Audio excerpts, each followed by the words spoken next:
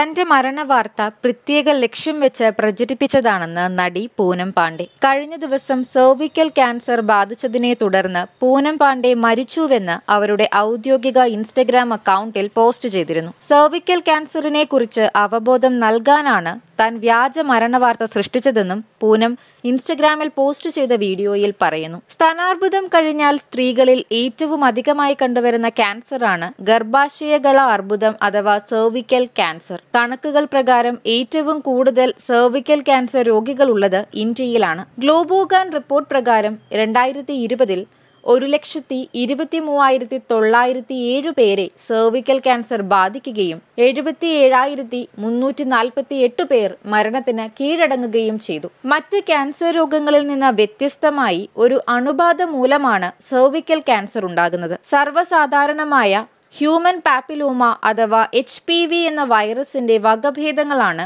രോഗകാരിയായി മാറുന്നത്.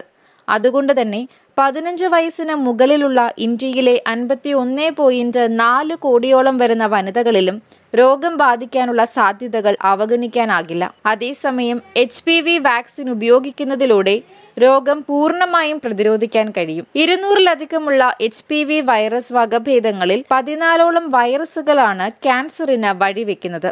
ഇതിൽ തന്നെ ടൈപ്പ് 16, 18 വൈറസുകളാണ് ആഗോളതലത്തിൽ 73%, ഇന്ത്യയിൽ മാത്രം 80 മുതൽ 85% രോഗത്തിനും കാരണമാകുന്നത്. വളരെ വേഗത്തിൽ വ്യാപിക്കുന്ന വൈറസ് ശാരീരിക ബന്ധത്തിലൂടെയും മറ്റ് ചർമ്മ സമ്പർക്കത്തിലൂടെയുമാണ് ബാധിക്കുന്നത്. ശാരീരിക ബന്ധം ആരംഭിച്ചതിന് ശേഷമാണ് ഈ അണുബാധ കൂടുതൽ കാണുന്നത്.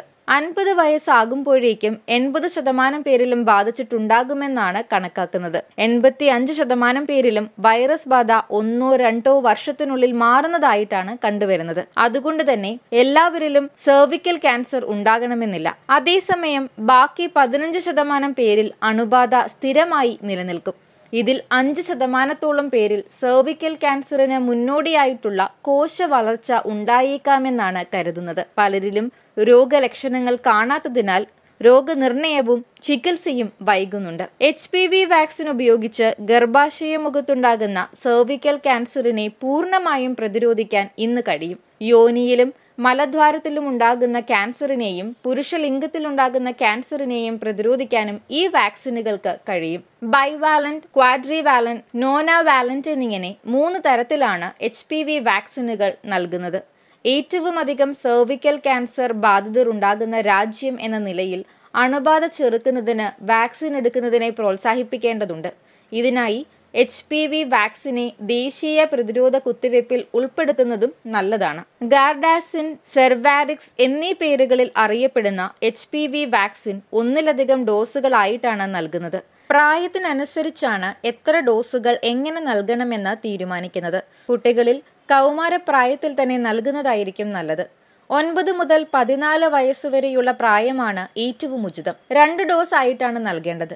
ആദ്യ ഡോസ് എടുത്ത് 6 മാസത്തിന് ശേഷം വേണം 2ാം ഡോസ് നൽകാൻ. പരമാവധി 15 മാസത്തിനുള്ളിൽ തന്നെ നൽകാൻ ശ്രദ്ധിക്കണം. 15 മുതൽ 26 വയസ്സുവരെയുള്ളവരിൽ 3 ഡോസുകളായാണ് നൽകുന്നത്. ആദ്യ ഡോസ് കഴിഞ്ഞ് ആദ്യ മാസത്തിലും 6ാം മാസത്തിലും അടുത്ത ഡോസുകൾ സ്വീകരിക്കണം. ക്വാഡ്രിവാലന്റ്, നോനാവാലന്റ് വാക്സിനുകളായി നൽകുമ്പോൾ ആദ്യ ഡോസ് സ്വീകരിച്ച് 2-6 മാസങ്ങളിൽ വേണം ബാക്കി 2 ഡോസുകളും സ്വീകരിക്കാൻ. HPV വാക്സിൻ സ്വീകരിക്കുന്നതോടെ ഭാവിയിൽ അണുബാധ ഉണ്ടാകാനുള്ള സാധ്യത ഇല്ലാതാവുകയാണ് ചെയ്യുന്നത്. അതേസമയം നിലവിലുള്ള അണുബാധകളെ ചികിത്സിക്കാൻ ഈ വാക്സിന് കഴിയില്ല. ശാരീരിക ബന്ധത്തിൽ ഏർപ്പെടുന്ന ഭൂരിഭാഗം പേരിലും ഇതിനോടകം അണുബാധ ഉണ്ടായിട്ടുണ്ടായേക്കാം. 1-ലധികം പങ്കാളികളുമായി ബന്ധപ്പെടുന്നത് കൂടുതൽ അണുബാധ ഉണ്ടാകാനും കാരണമായേക്കാം. അതുകൊണ്ട് തന്നെ ആദ്യമായി ശാരീരിക ബന്ധം ആരംഭിക്കുന്നതിന് മുൻപ് തന്നെ വാക്സിൻ സ്വീകരിക്കുന്നതാണ് ഏറ്റവും നല്ലത്.